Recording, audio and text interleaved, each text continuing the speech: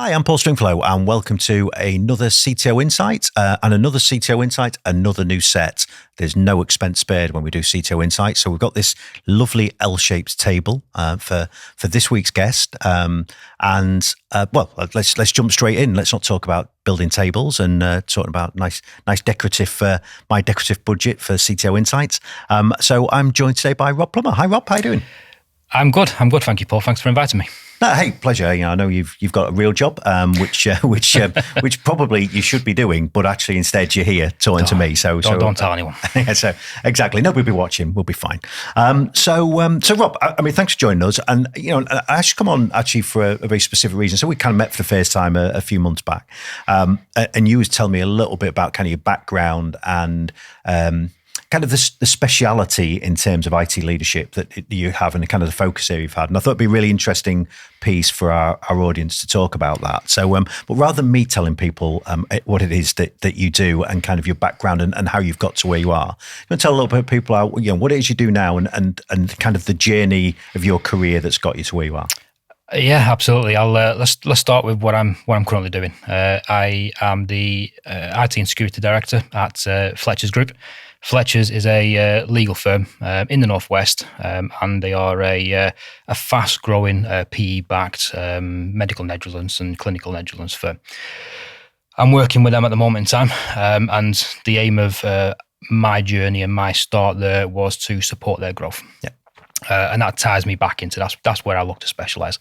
I think from my previous history, I'm predominantly an engineer at heart, a technical engineer at heart, and I got my I was very lucky with my early start and my early journey into the world of technology. It was a friend of a friend who I knew who sort of gave me a position straight after school, and I started there and didn't look back. And after the first year or two in the position I was in, every business I target and where I look to specialise is in the sort of SME sector, growing businesses and supporting their growth and how technology can support the business and the business growing. And that's taken me throughout my entire career. I've worked across obviously I'm in the legal firm at the moment in time. I've worked in the education sector. I've worked in the energy sector, mechanical engineering sector. So I've done lots of different stints in lots of different places over the years. I spent a long time working in an energy firm doing work in the smart metering industry. Again, a lot of eye-opening, working with sort of the larger firms how can the business get faster? How can the business get better with the growth they're looking at doing? And that's where I've sort of specialised. That's organic growth. That's M&As. I've been involved in a lot of different mergers, acquisitions, integrations based on M&As. And the aim of this, like I said, every business wants to grow. That's every business's expectation. We want to support the customer. We want to get fat. We want to get big. How can technology help that? I think there's lots of firms who look at technology as a spend, a hindrance. The way I look to sell technology to businesses, it's how can it help you? How can it help you grow? What does it need to do? What do you need to do? And how can technology support that growth? And I think the world of technology has changed and the world of security has changed massively over these years anyway. Obviously the entrance of the cloud, the flexibility that provides businesses changes the way businesses can grow, changes the effort and technical and the resource and the skill set people need. So again, my position over those years has had to change with the flowing nature of technology. Yeah. The way the security happens, obviously the way the world has changed to a hybrid working model over the last couple of years. And again, technology drives all that. So that's what I look to specialise in. We're at Fletcher at the moment in time and doing that same sort of positioning as to how can we support the business. And every aspect of that is where the pinch points, where the bottlenecks. If I go into a business, we're looking at how can the business grow. So what's the business roadmap? What's their expectation? Are they going to double in size? Are we just looking at profit? Are we looking at headcount? Are we looking at acquisitions? And what do we need from a technical backbone to facilitate all of that requirement, all of that growth? And that's where it starts. So, I mean, that's great, Rob. You know, that's a really interesting introduction. There's a few things you said there that kind of really caught my attention. I think one of them was actually the right at the beginning of your career, that piece went from school into IT. You know, and I think the fact friend of a friend of a friend we all need a leg up somewhere. You know, that's how we all start. You know, and I think I mean, did you start in that position because actually as a kid you liked IT, playing around with computers, whether it was gaming or programming or whatever? Was that the kind of, was IT the thing that you fancied doing? I think IT was probably the only thing I was good at. Yeah. I think, being honest, other than my my football inside of stuff, IT was something I was ingrained in. I loved IT. I was one of those back in the day, worm on the machine, building his own little worm environments, a little bit of coding here and there. And like I say, everyone needs a step. I think the world, and if you go onto certain websites now and to certain things, there's lots of people, certainly in the cyber world as well, who you look at jobs and any sort of sub-entry jobs, they go, you need X amount of years worth of experience. Well, how can you have experience when you haven't got a job? It's a sort of catch-22 position. So everyone needs a hand. Everyone needs an entry point. And I was lucky, like I say, I enjoyed computing. It's where I never looked at myself when I was 16 and went, I know what I want to do. I know what I'm good at, and let's see what I can carry. Yeah. So that's where I went. I went straight into it. And back then I was looking after the company at the time from an IT perspective, doing other bits and pieces as well. But that then, let's say you get the bug. That's where I got the bug.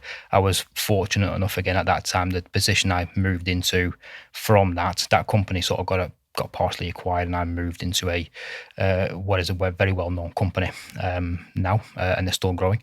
And I got my sort of starting point from there. That's where I sort of ran into the positioning of it. So you go in the service desk. I was actually running the service desk. I was looking after the support. It went into the infrastructure side of stuff. Back then, infrastructure and security were fundamentally all tied together. There was very few businesses who had dedicated security teams back then.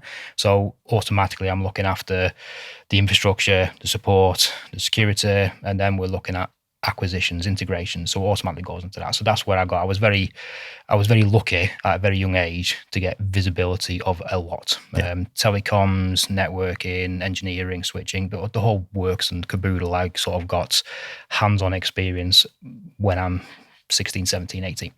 And back then, that opened the world. That allowed me to then grow. And that's something you don't take for granted. You can go to college and you can learn, you can get qualifications. Mine came from hands-on experience. Yeah. And there's nothing wrong with either of those. If I'm looking at candidates now who are applying for positions, they have qualifications, they have experience, they all bring a value. Yeah. They absolutely all bring a value.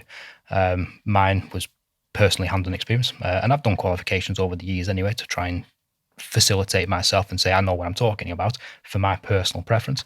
But yeah, I was very lucky at that point in time to have that little sort of step up opportunity. I took it with two hands and I grasped it and I ran, and I still run. And as my wife will say now, it's a never-ending clock. I'm always looking to better myself. I never switch off. And a lot of technical people don't, especially when you're looking after businesses and you're looking after the infrastructure and the lifestyle of other businesses and other people. Because I think everybody knows if something goes wrong in technology, there's always an impact, whatever that impact looks to be. So that's where obviously you're always, you struggle to switch off. And that's, I think, for anyone watching, one of the big parts of my leadership style over the years is trying to get myself to switch off, trying to trust the people that you hire, trying to trust the people that you work with.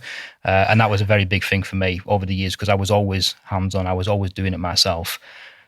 Switching from that to more of a leadership and a mentoring perspective, it's trying to let them do it and trust the people you hire to do that job. And it took me a long time to position myself where I wasn't dabbling. I intentionally try not to do that even now. I can, but I still sit there and go, I've got a team to do that. I can help, but you guys are the experts now. I can help and I can guide. But I hire people to do that. Yeah, I think that's a huge challenge for lots of us, isn't it? I mean, my background's similar to yours. Kind of, I knew when I realised I was rubbish at football. At about 35, I realised it was over for me. So when I IT was a bit like you. IT was the other thing that kind of floated my boat. That was a thing that, if I couldn't be a footballer, and I really couldn't, then I could do IT, and there was more chance of me making a career doing that. So so I think background's really similar. I did go down the kind of university route, but I think, as you said, I don't think there's absolutely any difference between the two routes. I think there's the academic route's fine, but the practical route is ultimately this becomes a practical role. And I think that thing you were saying about letting go of doing the hands-on stuff is a really difficult thing to do, and I think lots of people I talk to who are in these kind of IT leadership roles now, especially when they've come from maybe started on a service desk, hands-on experience kind of thing, that it's hard to make that thing.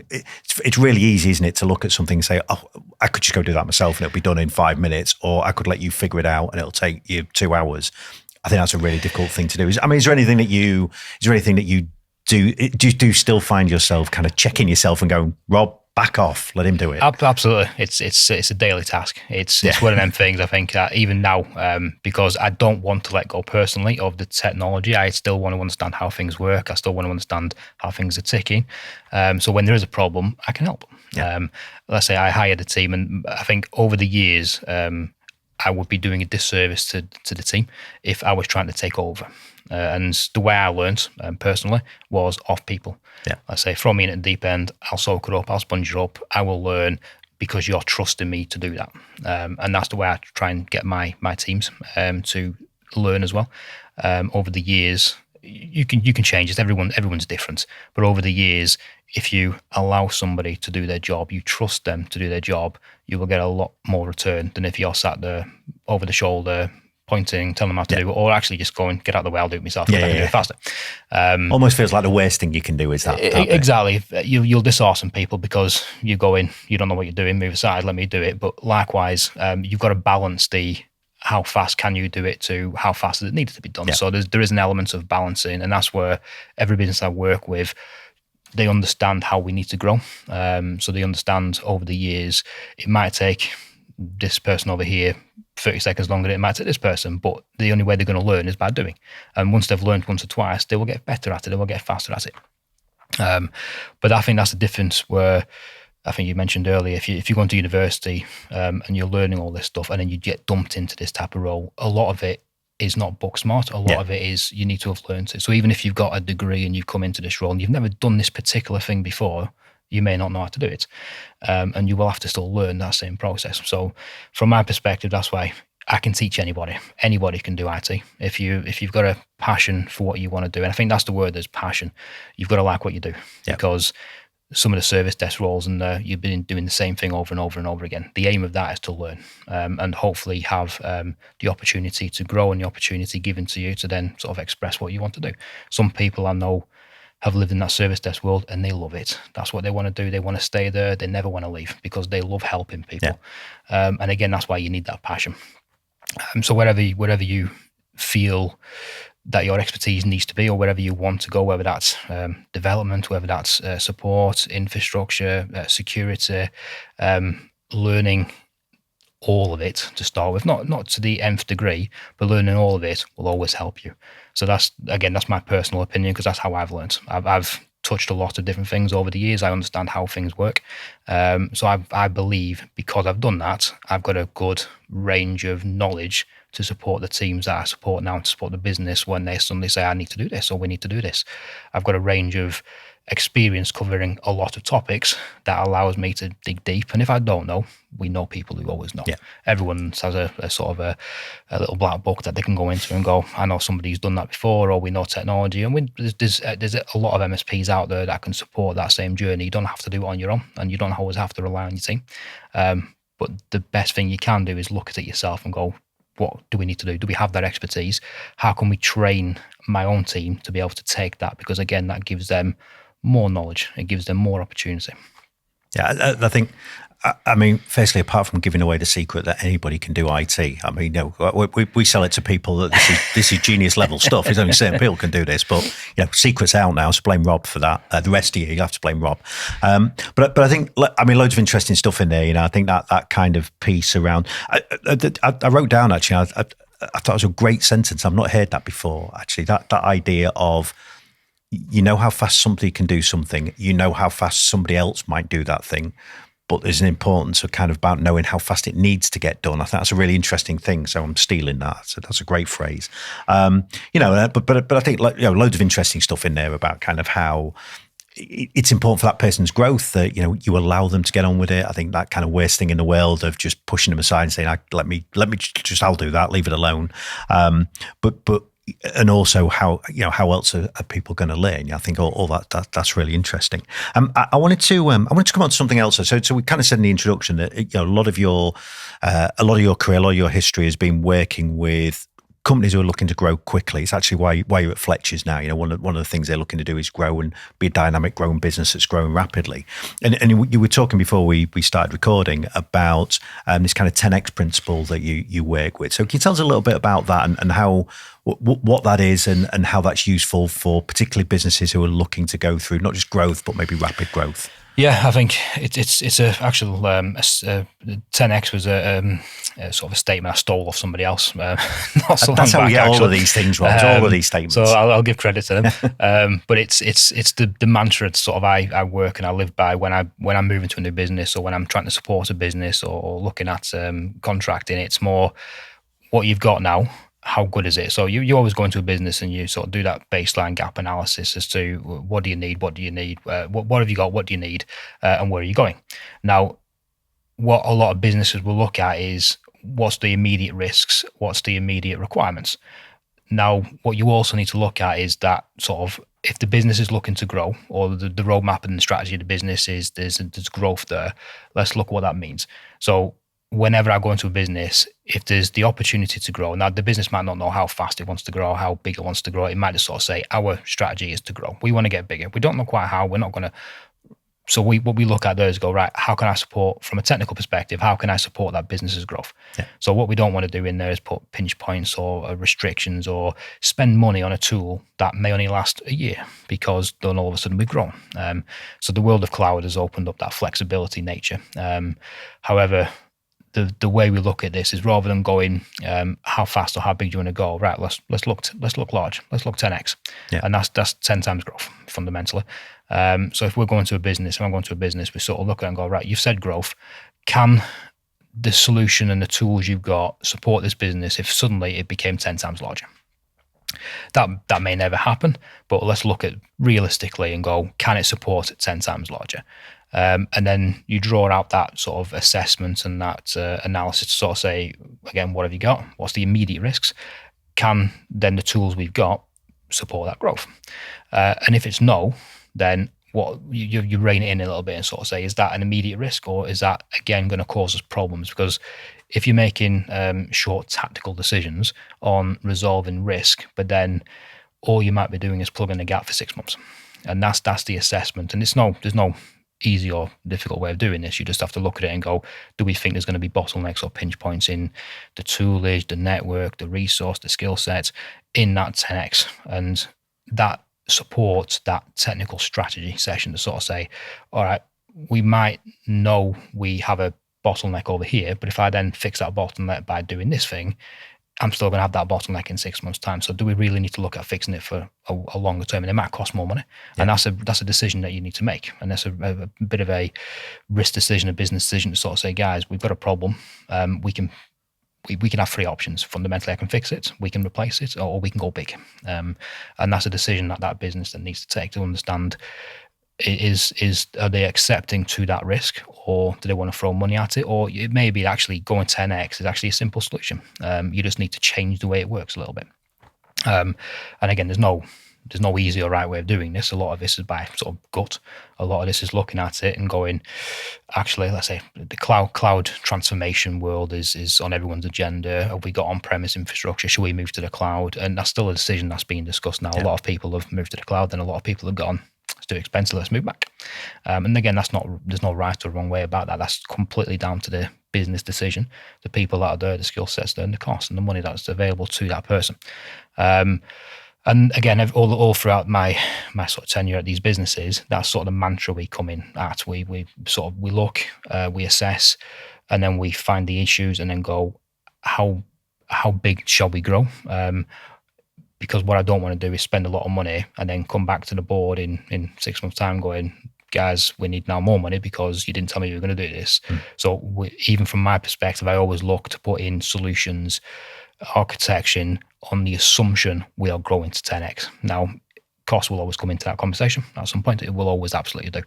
And that's a debate that we need to have at that point in time with the board or the C-suite at the company we're at. Can I ask Rob, actually, on that, in terms of, because there's a few things you've said, and you said something earlier on that I think is a really good phrase as well. This idea, I think in your introduction, about how does technology enable a business? Because I think it's important. I think we've all, probably working in IT, we've all made that mistake of thinking, let's just buy technology because we want technology. And we've not necessarily, not that we're buying technology for technology's sake, but we haven't necessarily thought about how does that help the business. So particularly when you're looking at this kind of 10X strategy, how important is that business IT dialogue? You talked there about talking with a C-suite, talking with a board, how important is that? And have you got any tips for, because that can often be quite difficult. Have you got any tips about how you do that well? Yeah, it's critical in my eyes. Having that dialogue and the buy-in and the acceptance from the board, absolutely critical, because they need to understand what you're doing. If you're just sat there, just ticking away, spending your budget, and there's no understanding of what you're doing, then the business strategy might be going left and you're going right. And there's a big flux in the middle of it. And at some point, you need to bring it back together again. And I've seen that happen in businesses. And again, there's nothing wrong with that, because as long as, if the business isn't growing or there's no drastic changes, what you've got, keeping the lights on and doing bits and pieces, might be absolutely fine. The way I look at this is, technology has to have a return. Any spend in technology has to have a return to the business.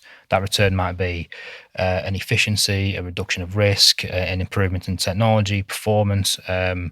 It could be a lot of different things, but you have to have a return. And if you can articulate that return, and that return might not be for 2 years, 4 years, 10 years, it doesn't really matter. If you can sort of say to the business, I'm going to go and spend £50,000 on this new solution. However, this new solution is going to last you 10x, and whatever 10x may be. And you can go to the board and sort of say, that means you need to take this risk off your agenda, and it's not going to come back on until 5 years down the line. It's about how you articulate the benefit to the business. So the way I always look at this, and even now when I'm doing my budgets and when I'm trying to spend money, what's the return to the business? There has to be a return, because every other budget and person and team in the business is doing something that's returning. IT is far gone in that sort of environment where it's a spend. Yeah. People see IT as a spend because I'm spending money and I don't know when I'm getting back. Yeah. And that's the bit, I don't know when I'm getting back. Well, tell them. Let's articulate what you're actually getting back, because being able to support the business is a key requirement to keeping the business alive. And if you can't articulate how your tools, how your resource, how your technology is doing that, then they're not going to know. So the art of this is to make sure they know the value of technology, to make sure that they know the value in any solutions you're buying, any changes you're making. The business needs to be brought along to understand the change and the benefit that change is going to have to them. And if you've got any tips, I 100% agree with it. I think that and again, nothing, you're full of good phrases. I'm filling my book of your phrases here. No, I think that the one I made a note of there actually was that businesses see IT as a cost because you're not articulating the benefit. Now that's a really interesting point, and I completely agree. In terms about how you articulate that, so is there any tips that you would give, somebody moving into an IT leadership role, or maybe even if they're struggling, articulating benefit back to the business? Any tips, anything you've learned in terms of ways to do that? And I know everywhere will be a little bit different, but just in general. In the SME sector, a lot of the benefit was cost. Yeah, very simple. You can articulate a cost benefit because it's quite easy to come back and sort of say what's the quantitative value of that saving. I'm going to spend £10,000 now, but it's going to save you £50,000 in the long run because you're removing this and this. it's quite easy to try and put that, and again, some of it is a bit of finger in the air because you might not know that particular spend. When it becomes harder is when you're doing it slightly bigger or when you're doing it across a wider strategy, and you need to understand your end game. Yeah.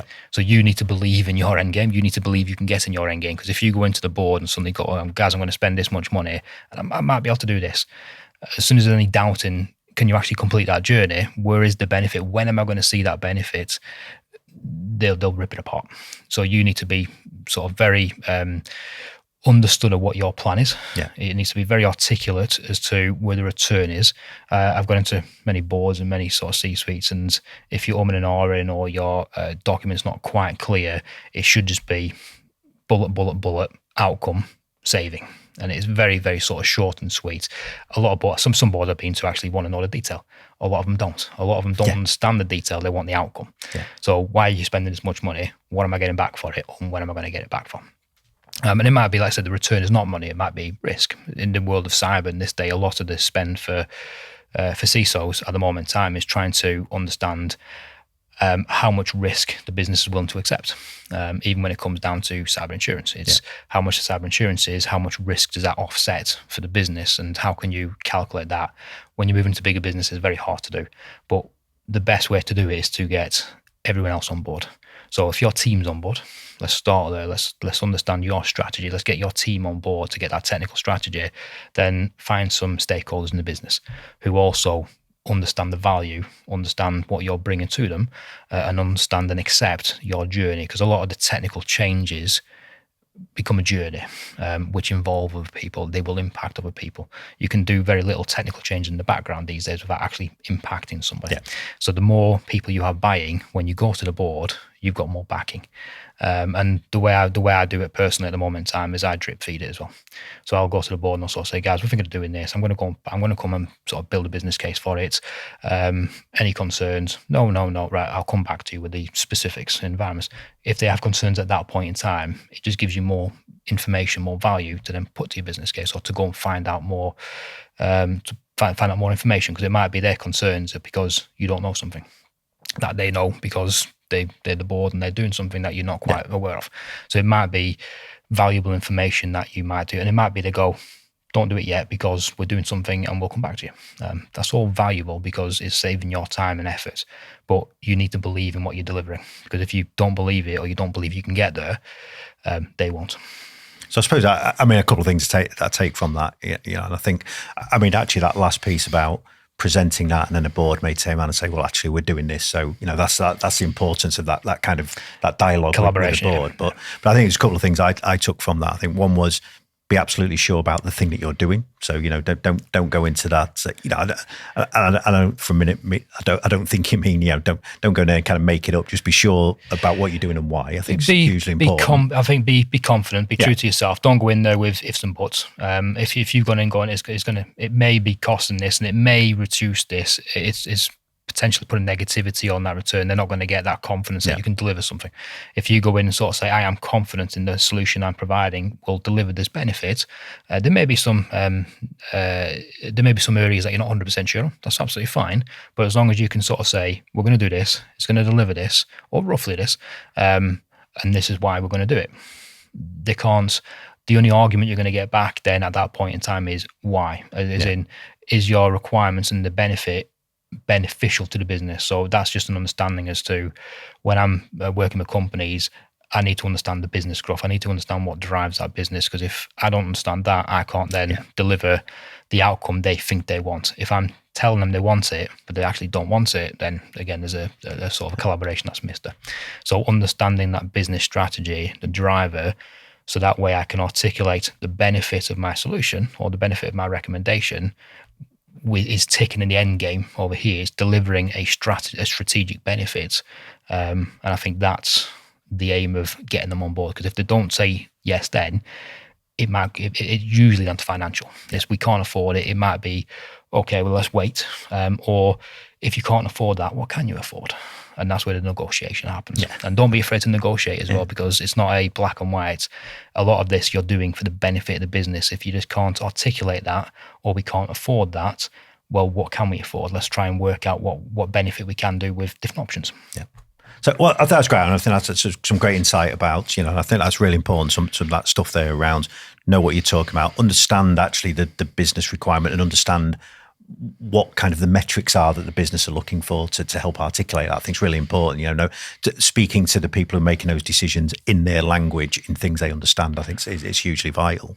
But I wanted to just as kind of come to the end of our time before we wrap up, I just wanted to kind of shift gears a little and talk about something where you've taken this kind of passion and experience and you're going to use it for something else, for organizations who don't necessarily get access to that experience and knowledge. So, there's some work you're doing as a not-for-profit that you're just starting out on. So tell us a little bit about that, and it feels like a good place to kind of good way to round out what we're talking about. Yeah, absolutely. I think I'll start with the reasoning. I think the reason why I'm looking at doing this over the years, I've worked in SMEs, I've worked in education, but more importantly, I've seen businesses as part of M&As and the wider thing who maybe don't have the support they need. And this goes down to the education, it comes down to charities, non-for-profits.